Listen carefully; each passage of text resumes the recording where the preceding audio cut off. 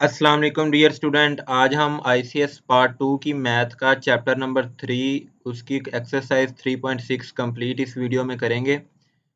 सबसे पहले जो एक्सरसाइज में इम्पोर्टेंट जो आपका फार्मूला है वो हम देखेंगे वो कौन सा है। तो सबसे पहले आप ये समझें कि अगर हम किसी भी फंक्शन की इंटीग्रेशन लेते हैं तो उसका आंसर ये आता है 5x प्लस सी।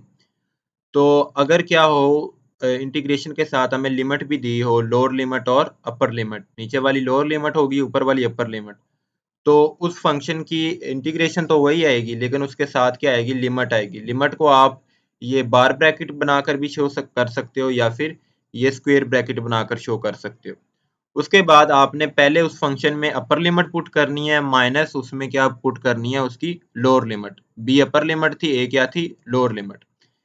इसके बाद अगर वो कहते हैं कि ए से बी अगर लिमिट है तो अगर हम क्या करना चाहें, उस लिमिट को चेंज करना चाहें, बी से ए करना चाहें, तो इंटीग्रेशन से पहले क्या आ जाएगा, नेगेटिव। नेगेटिव साइन क्या शो कर रहा है कि आपने लिमिट की पोजीशन क्या की है, चेंज की है। तो इसके अलावा अगर क्या हो, लिमिट ए से बी को अप्रोच कर रही हो लेकिन उस दौरान कोई एक और लिमिट के अंदर वेरिएबल आ जाए, जैसे सी आ गया है, तो लिमिट ए से सी और सी से बी, इसका वही सेम आंसर होगा जो हमारा लिमिट ए टू बी से आएगा। ठीक है। तो ये तब होगा जब दो लिमिट्स के दरमियान एक और वेरिएबल एंटर हो जाए, एक और लिमिट एंटर हो जाए। उसके बाद ये क्वेश्चन नंबर 1 है। इसकी सबसे पहले तो आपने क्या करनी है, लिमिट दी हुई है 1 to 2। इसकी सबसे पहले हमने इंटीग्रेशन लेनी है, जैसे हम सिंपल इंटीग्रेशन लेते हैं वैसे इंटीग्रेशन लेनी है। इस पे हमारा पावर रूल लगेगा। पावर रूल क्या होता है कि अगर पावर के अंदर वाले का डेरिवेटिव साथ मौजूद है तो पावर में एक ऐड कर दो और उसी से डिवाइड। तो x का डेरिवेटिव वो होता है 1, तो 1 साथ मौजूद ही होता है हर एक चीज़ के। तो इसलिए हम इस पावर में एक ऐड कर दिया 3 और 3 से क्या कर दिया हमने, डिवाइड। इधर किसका डेरिवेटिव इंटीग्रेशन ली जा रही है, 1 की, तो 1 की इंटीग्रेशन होती है हमारे पास x। साथ हमने लिमिट्स को पुट कर दिया। लिमिट्स को हमने एंटर किया, पहले हमने x की पावर 3 में लिमिट्स को एंटर किया, पहले 2 एंटर किया फिर 1, पहले अपर लिमिट फिर लोअर लिमिट। इसी तरह x में हमने लिमिट्स को एंटर किया 1 और 2 और 1। तो उसके बाद हमने कैलकुलेट किया, आंसर हमारे पास क्या आ गया, 10/3। सेम इसी तरह क्वेश्चन नंबर 2 है। इसमें भी सिंपल हमने पहले इंटीग्रेशन लेनी है। इंटीग्रेशन कैसे लेंगे, x का डेरिवेटिव 1 है और वो साथ मौजूद है, पावर में एक ऐड और उससे डिवाइड। 1 का डेरिवेटिव x है, इसको हमने आगे मजीद कैलकुलेट किया तो हमारे पास क्या आंसर आ गया, 2 आंसर आ जाएगा एंड पे। उसके बाद हमारे पास क्वेश्चन नंबर 3 आ जाता है। इसमें भी सिंपल वही रूल इस्तेमाल होगा, पावर रूल। इस नीचे वाली इक्वेशन को हम ऊपर ले जाएंगे, पावर नेगेटिव में -2 हो जाएगी। फिर हमने क्या किया, अंदर वाले का डेरिवेटिव बाहर मौजूद नहीं है, अंदर वाले का डेरिवेटिव बन रहा है 2, तो हमने 2 से मल्टीप्लाई कर दिया, 2 से क्या कर दिया, डिवाइड। तो इस तरह हमने बाद में पावर रूल लगाया तो पावर में एक ऐड और उसी से डिवाइड कर दिया। ये 2 जो हमने डेरिवेटिव को कंप्लीट करने के लिए लगाया था। तो उसके बाद हमने कैलकुलेट किया तो एंड पर हमारा आंसर क्या बन गया, 2/5। उसके बाद ये क्वेश्चन नंबर 4 है। क्वेश्चन नंबर 4 की सेम उसी तरह है। इसमें भी हम पावर रूल लगाएंगे। पावर के अंदर वाले का डेरिवेटिव बनता है -1। -1 बाहर मौजूद नहीं है तो हमने क्या किया, -1 से मल्टीप्लाई किया और -1 से डिवाइड किया। मल्टीप्लाई करने से हम अब इस पे पावर रूल लगा सकते हैं। पावर में एक ऐड कर दिया हमने और उसी से डिवाइड कर दिया। -1 जो हमने डेरिवेटिव को पूरा करने के लिए किया था। तो -1 वैसे साथ आएगा, एंड पे कैलकुलेट करेंगे तो हमारे पास आंसर क्या आ जाएगा, 52/3। उसके बाद ये क्वेश्चन नंबर 5 है। क्वेश्चन नंबर 5 भी सेम उसी तरह है। इसमें भी पावर रूल लगेगा। हमने क्या किया, स्क्वायर रूट को हमने 1/2 से मल्टीप्लाई कर दिया 3 को, तो 3/2 बन गया। अब पावर के अंदर वाले का डेरिवेटिव बन रहा है इधर 2, 2 बाहर मौजूद नहीं है तो हमने क्या किया, 2 से मल्टीप्लाई किया और 2 से डिवाइड। मल्टीप्लाई करने की वजह से हमारे पास ये जो रिक्वायरमेंट है पावर रूल की वो पूरी होगी और हमने क्या कर दिया, पावर में एक ऐड कर दिया और पावर में उसी से क्या हमने कर दिया, पावर से डिवाइड कर दिया। तो ये 2 वो है जो हमने डेरिवेटिव को कंप्लीट करने के लिए लगाया। तो 2 वैसे साथ आएगा। इसको कैलकुलेट करने के बाद आंसर हमारे पास क्या बन रहा है, ये वाला आंसर बन रहा है। उसके बाद ये क्वेश्चन नंबर 6 है आपके पास। क्वेश्चन नंबर 6 में क्या है आपके पास, वही सेम मेथड वही है। पावर रूल लगेगा इसके अंदर। तो पावर के अंदर जो वैल्यू है उसका जो डेरिवेटिव बन रहा है वो 2x बन रहा है, लेकिन हमारे पास बाहर सिर्फ x मौजूद है। तो 2x को पूरा करने के लिए हमने 2 से डिवाइड कर दिया और 2 से मल्टीप्लाई कर दिया। अब हम इस पे पावर रूल लगा सकते हैं कि अगर पावर के अंदर वाले का डेरिवेटिव बाहर मौजूद है तो पावर में क्या करो, एक ऐड कर दो और उसी से क्या कर दो, डिवाइड कर दो। तो ये हमने एक दफ़ा उसको उस फॉर्म में लिखा है कि हमने क्या किया कि पावर के अंदर वाले का डेरिवेटिव क्या बन रहा है हमारे पास 2x, हमने उसको डेरिवेटिव की फॉर्म में लिख दिया 2x को x स्क्वायर माइनस 1।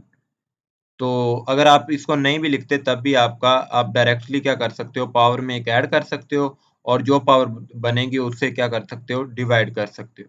उसके बाद आपने सिंपली इसको कैलकुलेट करना है, लिमिट्स वगैरह पुट करके आपका एंड पे आंसर बनेगा ये वाला। उसके बाद ये क्वेश्चन नंबर 7 है आपके पास, इस पे आपका कोशंट रूल लगेगा। कोशंट रूल क्या होता है कि अगर नीचे वाले फंक्शन का डेरिवेटिव ऊपर मौजूद है तो आप क्या करते हो, नीचे वाले फंक्शन के साथ सिर्फ नेचुरल लॉग लगा देते हो तो आपका कोशंट रूल लग जाता है। तो इधर हमने देखा कि नीचे वाले जो है हमारे पास एक्स स्क्वेयर प्लस टू, नीचे वाले फंक्शन का डेरिवेटिव 2x है, लेकिन वो हमारे पास ऊपर मौजूद नहीं है, हमारे पास सिर्फ x मौजूद है। तो 2x को पूरा करने के लिए हमने 2 से डिवाइड किया और 2 से मल्टीप्लाई किया तो हमारे पास 2x बन गया।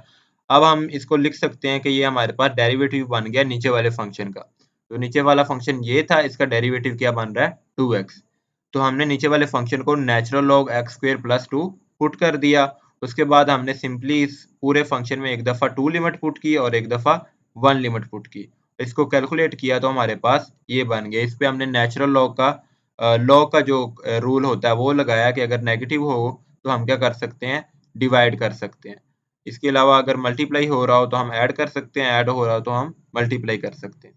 तो ये लॉ के रूल्स हैं जिसके तहत हमने क्या किया है, इसको हमने डिवाइड कर दिया 6/3। तो 6/3 कैंसिल होके 2 बन जाएगा। उसके बाद ये क्वेश्चन नंबर 8 है आपके पास, इसमें आपने सिंपली पहले क्या करना है, जो स्क्वायर दिया हुआ है इसको ओपन करना है। X square plus 1 over x square minus 2 x और एक्स कैंसिल हो जाएंगे। उसके बाद आपने हर फंक्शन की अलग-अलग से इंटीग्रेशन लेनी है। तो आगे नेक्स्ट आपने खुद ही करना है। उसके बाद ये क्वेश्चन नंबर 9 है, ये भी बिल्कुल सिंपल क्वेश्चन है। आपने क्या करना है, सबसे पहले ये जो फंक्शन दिया हुआ है इसका आपने सबसे पहले एलसीएम लेना है। तो आपके पास 2x प्लस 1 आ जाएगा, 2 आपने बाहर निकाल लेना है इधर और 2x प्लस 1 इधर साथ लिख देना है। अब इस पे पावर रूल लगना है, पावर के अंदर वाले का डेरिवेटिव बन रहा है 2x प्लस 1, तो वो हमारे पास बाहर मौजूद है। जब पावर के अंदर वाले का डेरिवेटिव बाहर मौजूद हो तो पावर में एक ऐड और उसी से क्या कर देते हैं, डिवाइड कर देते हैं। आगे नेक्स्ट है आपने इसको कैलकुलेट करना है, लिमिट्स को पुट करना है, उसके बाद आपके पास ये आंसर आ जाएगा। सॉरी, ये आपके पास एंड पे फाइनल आंसर आ जाएगा। तो ये क्वेश्चन नंबर 10 है आपके पास। क्वेश्चन नंबर 10 में आपको 1 ओवर एक्स स्क्वायर प्लस 9 की इंटीग्रेशन पहले फाइंड करनी है। तो आपने 9 को पी स्क्वायर में कन्वर्ट कर देना है, तो ये 3 का स्क्वायर बन जाएगा। तो ये इसको हम कह सकते हैं, ये बन गया हमारे पास 1 ओवर एक्स स्क्वायर प्लस ए स्क्वायर। तो इसका फार्मूला हमारे पास 1 ओवर एक्स स्क्वायर प्लस ए स्क्वायर का फार्मूला होता है 1 ओवर ए tan इनवर्स एक्स ओवर ए। तो इसकी हमने इंटीग्रेशन ली तो ये आ गया 1 ओवर ए की जगह 1 ओवर 3 आ गया, क्योंकि ए की जगह हमारे पास 3 है और एक्स की जगह एक्स ही आया और 3 की जगह ए की जगह 3 आ गया। तो इंटीग्रेशन हमने ले ली, उसके बाद हमने लिमिट्स को पुट किया, लिमिट्स को पुट करने के बाद इसको सॉल्व किया तो आंसर हमारे पास आ गया पाई/12।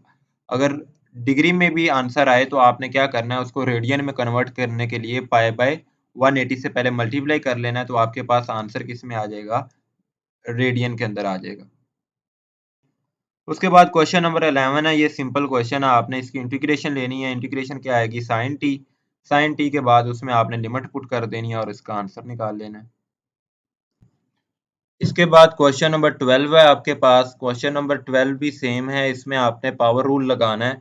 पावर रूल में क्या है कि अगर पावर के अंदर वाले का डेरिवेटिव बाहर मौजूद है तो आप पावर में एक ऐड कर देते हो और उसी से डिवाइड कर देते हो। इधर भी अगर आप इस अंदर वाले फंक्शन का डेरिवेटिव लें तो आपके पास यही डेरिवेटिव बनेगा। इसको हम देख लेते हैं कैसे सॉल्व करना है। तो इधर ये वाला अंदर वाला फंक्शन था, इधर हमने इसका एलसीएम लिया तो हमारे पास ये बन गया x square plus one over x. अब इसका अगर हम डेरिवेटिव लें अंदर वाले फंक्शन का तो हमारे पास क्या बनता है, नीचे वाले फंक्शन का स्क्वेयर, नीचे वाला फंक्शन ऊपर सेम और ऊपर वाले का डेरिवेटिव माइनस ऊपर वाला छोड़कर नीचे वाले का डेरिवेटिव एक्स का डेरिवेटिव। तो इसको जब हम सोल्व करेंगे तो बन जाएगा two X square minus X square minus one. इसको मजीद सोल्व करेंगे तो हमारे पास ये इक्वेशन बनेगी, एक्स स्क्वेयर को अलग-अलग डिवाइड करने के बाद हमारे पास बन जाएगा one minus one over x square, जो कि सेम यही है। तो इसका क्या मतलब है, अगर हम अंदर वाले फंक्शन का डेरिवेटिव ले रहे हैं तो हमारे पास उसका डेरिवेटिव साथ उसके मौजूद है। तो जब पावर के अंदर वाले का डेरिवेटिव उसके साथ मौजूद हो तो पावर में एक ऐड कर देते हैं और उसी से क्या कर देते हैं, डिवाइड कर देते हैं। तो इसके बाद आपने सिंपली इंटीग्रेशन लेने के बाद आपने लिमिट्स को पुट करना है और अपने क्वेश्चन को सॉल्व कर देना है। उसके बाद आपने नेचुरल लॉ की इंटीग्रेशन लेनी है क्वेश्चन नंबर 13 में। तो नेचुरल लॉ की इंटीग्रेशन का डायरेक्ट कोई फार्मूला नहीं होता, आपने इसको इंटीग्रेशन बाय पार्ट्स से सॉल्व करना होता है। तो इंटीग्रेशन बाय पार्ट्स तभी लगती है जब दो फंक्शन हो हमारे पास। इधर एक फंक्शन तो हमारे पास है नेचुरल एक्स, दूसरे फंक्शन के लिए हमने इसको मल्टीप्लाई कर दिया वन से, तो अब हमारे पास दो फंक्शन बन गए हैं। तो अब हमारे पास एक फार्मूला होता है आई लेट। आई लेट का क्या मतलब होता है, सबसे पहले जो आपने पहला फंक्शन रखना होता है, इस ये हमें कैसे पता चलता है इसकी प्रायोरिटी का, इससे का पता चलता है हमें आई लेट के फार्मूले से। आई लेट का मतलब है कि आपने पहले तो सबसे पहले देखना है इनवर्स का फंक्शन, अगर वो है तो उसको आपने फर्स्ट फंक्शन रखना है। फिर आपने देखना है लॉग का फंक्शन, तो अगर वो है तो उसको आपने फर्स्ट रखना है। उसके बाद आपने देखना है अरिथमेटिक फंक्शन, अगर वो मौजूद है तो उसको आपने पहला फंक्शन रखना है। उसके बाद अगर ट्रिग्नोमेट्रिक फंक्शन है उसकी प्रायोरिटी उसके बाद आएगी, और उसके बाद सबसे एंड पे प्रायोरिटी आती है एक्सपोनेंशियल फंक्शन की। तो इधर हमारे पास सेकंड नंबर पे आ रहा है लॉगरिथम फंक्शन, इसकी सेकंड प्रायोरिटी होती है क्योंकि इनवर्स फंक्शन तो हमारे पास है नहीं। तो हम लॉग को क्या करेंगे, फर्स्ट फंक्शन रखेंगे अपना, और वन को क्या रखेंगे अपना सेकंड फंक्शन। तो इंटीग्रेशन बाय पार्ट्स क्या होती है कि आपने सबसे पहले जो फर्स्ट फंक्शन है उसको सेम टू सेम वैसे ही लिख लेना है, और जो सेकंड फंक्शन है उसकी आपने इंटीग्रेशन लेनी है। उसके बाद माइनस का साइन डाल के आपने जो सेकंड फंक्शन थी जिसकी आपने इंटीग्रेशन ली थी उसकी दोबारा से इंटीग्रेशन लेनी है, और उसको मल्टीप्लाई कर देना है जो फर्स्ट फंक्शन है नेचुरल लॉग एक्स उसके डेरिवेटिव से। तो first function natural log x का डेरिवेटिव आपके पास आता है वन ओवर एक्स। उसके बाद इसको आगे आपने सोल्व करना है, लिमिट्स को पुट करना है और आंसर आपके पास आ जाएगा ये। तो ये आपके पास आंसर आ जाएगा two natural log two minus one. उसके बाद ये आपकी इंटीग्रेशन है, सिंपल है। आपने क्या करना है कि पहले फर्स्ट फंक्शन की इंटीग्रेशन करनी है, फिर सेकंड की, फर्स्ट की इंटीग्रेशन और सेकंड की इंटीग्रेशन। फर्स्ट की इंटीग्रेशन करने से पहले आपने देखना है कि जो ई की पावर है इसका डेरिवेटिव क्या आएगा। तो आपने क्या करना है, जब इसकी इंटीग्रेशन लेनी है तो आपने सिंपल इस फंक्शन को ई के फंक्शन को सेम वही लिख देना है, और इसकी पावर का जो आपके पास डेरिवेटिव आता है उससे आपने क्या कर देना है, डिवाइड कर देना है। सेम इसी तरह आपने इसका देखने इसकी जब इंटीग्रेशन लेनी है तो ई के फंक्शन को सेम उसी तरह लिख देना है, और इसके जो पावर का डेरिवेटिव बन रहा है माइनस वन ओवर टू उससे आपने क्या कर देना है, डिवाइड कर देना है। उसके बाद सिंपली आपने लिमिट्स को पुट करना है, पुट करने के बाद इसको सोल्व करना है, तो एंड पे आपका ये वाला आंसर बन जाएगा। उसके बाद ये क्वेश्चन नंबर 15 है आपके पास, इसको आपने किस तरह सोल्व करना है। इधर आपको दिया हुआ है cos theta plus sine theta over cos 2 theta plus one. तो आपने cos 2 थीटा प्लस वन को एक सिंगल फंक्शन में कन्वर्ट करने के लिए आपने ये वाला फार्मूला यूज करना है। cos स्क्वायर थीटा आपके पास इसके इक्वल होता है। तो अगर हम 2 को इस साइड पे मल्टीप्लाई कर दें तो 2 cos स्क्वायर थीटा आपके पास बराबर हो जाएगा 1 प्लस cos 2 थीटा, मतलब इसके बराबर आ जाएगा। तो 1 प्लस cos 2 थीटा की हम जगह हम पुट कर सकते हैं 2 को इधर मल्टीप्लाई करके 2 cos स्क्वायर थीटा। तो 2 cos स्क्वायर थीटा को पहले इससे भी डिवाइड कर देना और इससे भी डिवाइड कर देना अलग-अलग। तो ये cos और cos कैंसिल हो जाएगा, और ये इधर हमने क्या किया, cos को दो दफ़ा अलहदा करके लिख दिया। एक दफ़ा हमने साइन से डिवाइड किया तो tan बन गया, और cos को 1 ओवर cos को हमने लिखा तो वो क्या बन गया हमारे पास, सीकंड। तो उसके बाद 1/cos हमारे पास बन जाता है सीकंट 2 को हमने बाहर निकाल लिया। तो सीकंट का जब हम इंटीग्रेशन लेंगे तो हमारे पास आ जाएगी नेचुरल लॉग सीकंट प्लस tan, और जब हम सीकंट प्लस tan की इंटीग्रेशन लेंगे तो हमारे पास क्या बन जाएगा सीकंट। तो इसको मजीद आगे हमने सोल्व करना है, हमने क्या करना है लिमिट्स को पुट कर देना है आगे। पहले इंटीग्रेशन ले ली, उसके बाद हमने क्या किया लिमिट्स को पुट कर दिया, अपर लिमिट और लोअर लिमिट।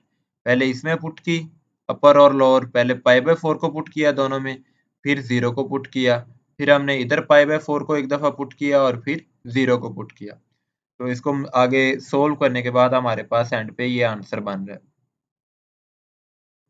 उसके बाद ये क्वेश्चन नंबर 16 है, काफी इंपॉर्टेंट क्वेश्चन है पेपर के पॉइंट ऑफ व्यू से, और ये काफी इजी भी है। इसको हमने देखा कि cos क्यूब थीटा का हमारे पास इंटीग्रेशन मौजूद नहीं है, क्योंकि पावर के अंदर वाले का डेरिवेटिव sin थीटा बन रहा है, वो हमारे पास बाहर मौजूद नहीं है। तो हमने इसको सिंपल कन्वर्ट करने के लिए हमने एक दफ़ा cos स्क्वायर थीटा लिख दिया और एक दफ़ा cos थीटा लिख दिया। cos स्क्वायर थीटा हमारे पास बराबर होता है 1 माइनस साइन स्क्वायर थीटा। इसको जब हमने cos से मल्टीप्लाई किया तो ये बन गया। अब हमने क्या किया, अलग-अलग इसका डेरिवेटिव ले लिया। cos थीटा और cos को जब sin स्क्वायर थीटा से मल्टीप्लाई करेंगे तो ये बन जाएगा। अब हमें पता है cos थीटा का डेरिवेटिव तो sin थीटा होता है। अब इधर हमने देखा कि ये पावर बन रही है और पावर का डेरिवेटिव उसके साथ मौजूद है, मतलब पावर के अंदर वाले का डेरिवेटिव sin थीटे का डेरिवेटिव क्या बनता है cos थीटा, तो वो हमारे पास बाहर मौजूद है। तो हम इस पे पावर रूल लगा देंगे और इसको आगे सॉल्व कर लेंगे। तो हमने क्या किया, cos थीटा का डेरिवेटिव sin थीटा लिख दिया और इस पे पावर रूल लगाया, हमने पावर में एक ऐड किया और उसी से क्या कर दिया डिवाइड कर दिया। उसके बाद लिमिट्स को पुट किया और एंड पे आंसर क्या आ गया 11/24। उसके बाद आपके पास क्या आ गया क्वेश्चन नंबर 17। ये भी सिंपल पिछले क्वेश्चन की तरह ही है। इसमें आपने क्या करना है कि इधर हमारे पास cos स्क्वायर थीटा और cot स्क्वायर थीटा है। इस दोनों का हमारे पास कोई डायरेक्ट फार्मूला नहीं है, ना ही हम इस पे पावर रूल लगा सकते हैं। तो इसको हमने सिंपल ऐसे फंक्शन में कन्वर्ट करना है जिसकी हम इंटीग्रेशन लगा सके, इंटीग्रेशन का फार्मूला उस पर अप्लाई होता हो। तो हमने cot स्क्वायर थीटा का हमारे पास फार्मूला होता है कोसेकंट स्क्वायर थीटा -1। तो इसको जब हमने cos स्क्वायर थीटा से मल्टीप्लाई किया इस पूरे फंक्शन को, तो ये आ गया हमारे पास। उसके बाद हमने कोसेकंट स्क्वायर थीटा को कन्वर्ट कर दिया 1/sin स्क्वायर थीटा में। तो cos स्क्वायर थीटा और sin स्क्वायर थीटा हमारे पास बराबर होता है cot स्क्वायर थीटा, और cos स्क्वायर थीटा की हमने अलग से इंटीग्रेशन ले ली। उसके बाद cot स्क्वायर थीटा को अगेन हमने पुट किया कोसेकंट स्क्वायर थीटा -1, और cos स्क्वायर थीटा हमारे पास बराबर होता है 1 प्लस cos 2 थीटा। इधर cos थीटा लिखा हुआ है लेकिन आपने cos 2 थीटा लिखना है, इधर बाय मिस्टेक cos थीटा लिखा गया, और बाय 2।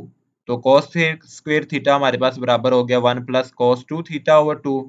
अब हमने क्या किया, इसकी अलग से इंटीग्रेशन ली कोसेकंट स्क्वायर थीटा और -1 की, क्योंकि कोसेकंट स्क्वायर थीटा की हमारे पास इंटीग्रेशन मौजूद है, वो क्या होती है cot।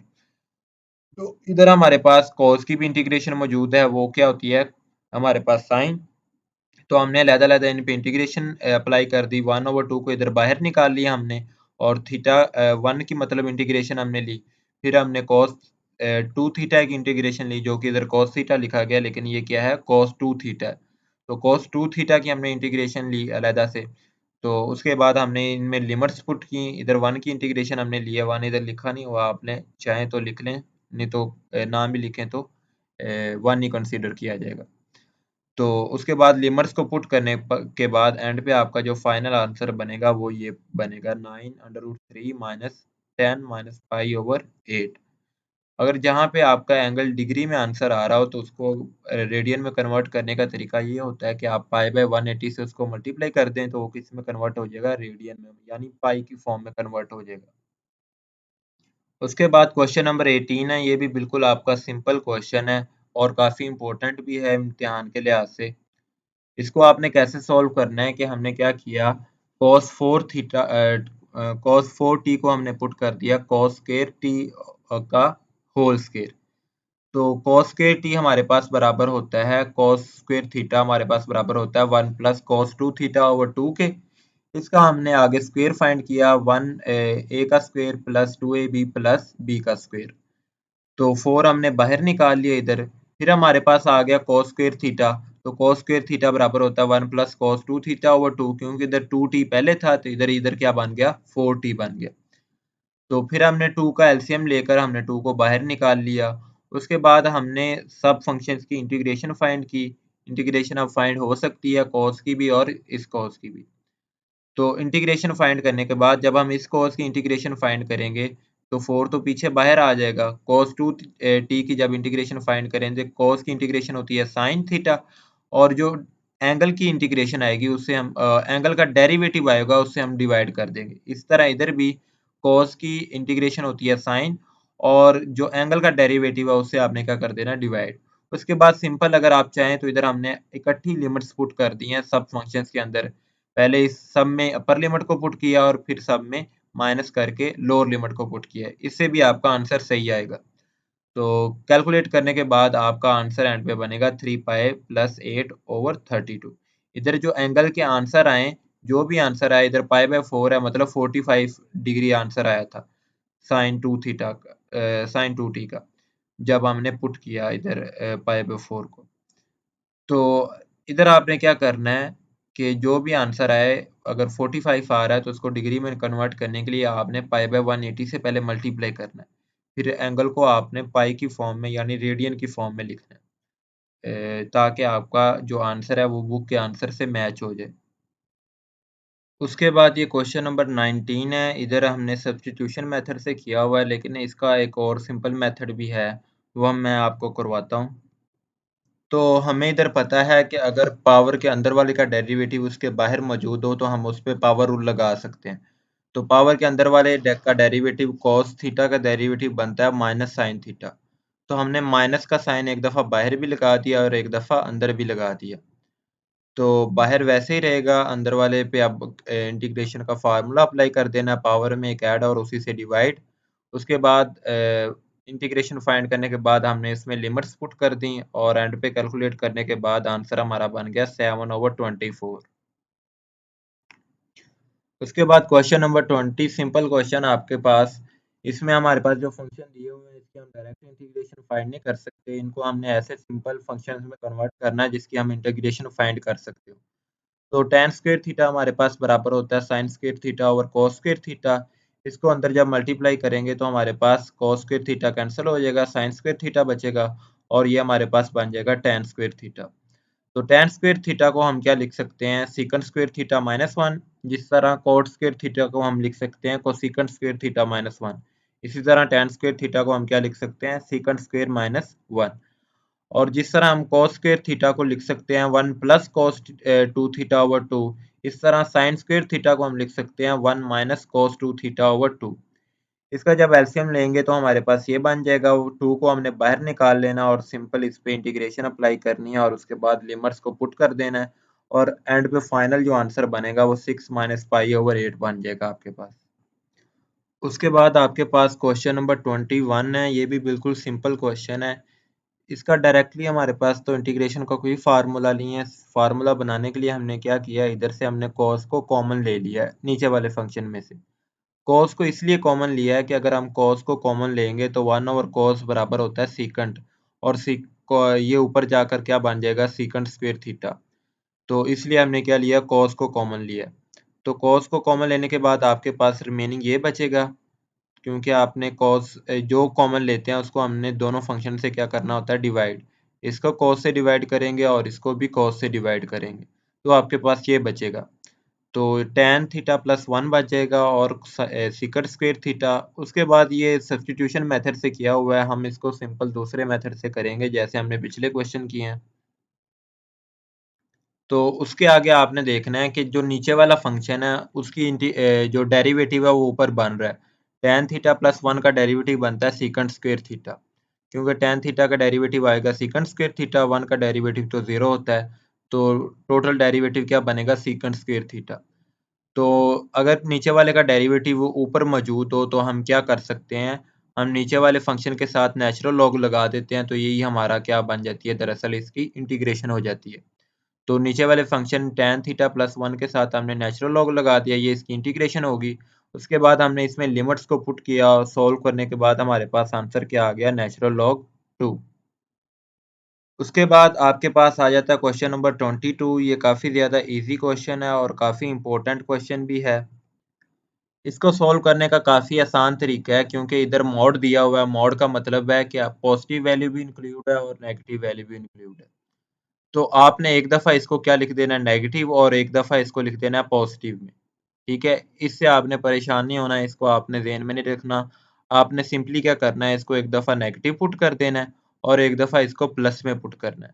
तो एक दफ़ा नेगेटिव की वाले फंक्शन की इंटीग्रेशन ले लेनी है, एक दफ़ा पॉजिटिव वाले की, उसके बाद इसमें लिमिट्स को पुट करना है, एंड पे आंसर आपके पास आ जाएगा 10। उसके बाद ये क्वेश्चन नंबर 23 है। क्वेश्चन नंबर 23 भी बिल्कुल सिंपल है। इसमें हमने पावर रूल लगाना है। इसको हम ऊपर ले गए तो ये एक्स की पावर -2/3 बन गया। अब पावर के अंदर वाले का डेरिवेटिव बाहर मौजूद है, तो इसको हम डेरिवेटिव बना सकते हैं अगर हम चाहें तो। तो इसको कैसे बनाना है, इस इधर सब्स्टिट्यूशन मेथड से किया है, लेकिन हम इसको पिछले सिंपल मेथड से करेंगे जैसे हम करते आ रहे हैं। तो हमने इधर क्या किया, पावर के अंदर वाले का डेरिवेटिव बाहर बनाना था, तो पावर के जो अंदर वाले का डेरिवेटिव है, 2 का तो डेरिवेटिव 0 होगा। एक्स की पावर 1/3 का डेरिवेटिव बन रहा है 1/3 एक्स की पावर -2/3। क्योंकि पावर का वाले का डेरिवेटिव क्या होता है, पावर को शुरू में लिखना होता है, पावर के में से एक कम करना होता है, और पावर के अंदर वाले का डेरिवेटिव एक्स का वो तो 1 ही बनेगा। तो आपके पास एक्स की पावर 1/3 का ये डेरिवेटिव बना। तो इसको पूरा करने के लिए हमने 3 से बाहर मल्टीप्लाई कर दिया और अंदर 1/3 से क्या कर दिया, मल्टीप्लाई कर दिया। तो मतलब 3 से मल्टीप्लाई और 3 से डिवाइड कर दिया। तो ये हमारे पास कंप्लीट डेरिवेटिव बन चुका है अंदर वाले फंक्शन का। तो हमने क्या किया, पावर में एक ऐड किया और उसी से क्या कर दिया, डिवाइड। उसके बाद हमने सिंपली इसमें लिमिट्स को पुट किया और एंड पे सॉल्व करने के बाद हमारे पास आंसर बन गया 91/8। उसके बाद ये क्वेश्चन नंबर 24 है। बिल्कुल आसान क्वेश्चन है। इसमें सबसे पहले तो ये इम्प्रॉपर फ्रैक्शन दी हुई है, इसको आपने प्रॉपर फ्रैक्शन में कन्वर्ट करना है डिवाइड करने के बाद। प्रॉपर फ्रैक्शन में कन्वर्ट करके आपने क्या करना है, प्रॉपर फ्रैक्शन में कन्वर्ट करने का तरीका क्या होता है कि आपने ऊपर वाले फंक्शन को अंदर रखना होता है और नीचे वाले को बाहर। तो उसके बाद आपने x से पहले मल्टीप्लाई किया ताकि आप पहले वाले फंक्शन की डिग्री सेम कर सको। तो x से मल्टीप्लाई किया तो एक्स स्क्वेयर प्लस एक्स बन गया। तो साइंस को चेंज कर दिया और ये एक्स स्क्वेयर वाली रकम कट होगी और ये बच गया हमारे पास -x और -2। तो उसके बाद हमने इसको -1 से मल्टीप्लाई किया ताकि x वाली रकम सेम हो सके। तो ये -x -1 आ गया जब हमने इसको -1 से मल्टीप्लाई किया। इसको हमने साइंस को चेंज किया और ये x वाली रकम कट हो गई और ये हमारे पास बच गया -1। लिखने का तरीका क्या होता है कि सबसे पहले ऊपर वाला फंक्शन लिखना है x-1, फिर नीचे वाला फंक्शन -1 और फिर ये वाला फंक्शन x+1। इसको हमने लिखना है और उसके बाद इसकी इंटीग्रेशन लेनी है, लिमिट्स को पुट करना है और आंसर बन जाएगा हमारे पास 2 माइनस नेचुरल लॉग 2। उसके बाद क्वेश्चन नंबर 25 बिल्कुल इजी क्वेश्चन है। आपने क्या करना है, पहले नीचे जो दो फंक्शन दिए हुए हैं इनको आपस में पहले मल्टीप्लाई करना है। मल्टीप्लाई करेंगे तो ये बन जाएगा आपके पास। अब इसका जो डेरिवेटिव है ये ऊपर मौजूद है, तो हम क्या लिख सकते हैं, नीचे वाले का डेरिवेटिव ऊपर मौजूद है तो हम इसको इस फॉर्म में भी लिख सकते हैं। उसके बाद जब हमने इस फॉर्म में लिख लिया, अगर नीचे वाले का डेरिवेटिव ऊपर मौजूद है तो हम नीचे वाले फंक्शन को सिर्फ नेचुरल लॉग साथ लिख देते हैं, तो यही इसकी क्या बन जाती है, इंटीग्रेशन बन जाती है। तो ये क्वोशंट रूल होता है किसमें, इंटीग्रेशन में। तो उसके बाद हमने क्या किया, लिमिट्स को पुट किया, आंसर क्या आ गया, नेचुरल लॉग 4। क्वेश्चन नंबर 26 भी बिल्कुल इजी क्वेश्चन है, सिंपल क्वेश्चन है। इसका डायरेक्ट हमारे पास फार्मूला मौजूद नहीं था, तो हमने क्या किया, cos स्क्वायर x को हमने पहले sin x से डिवाइड किया और फिर 1 से डिवाइड किया।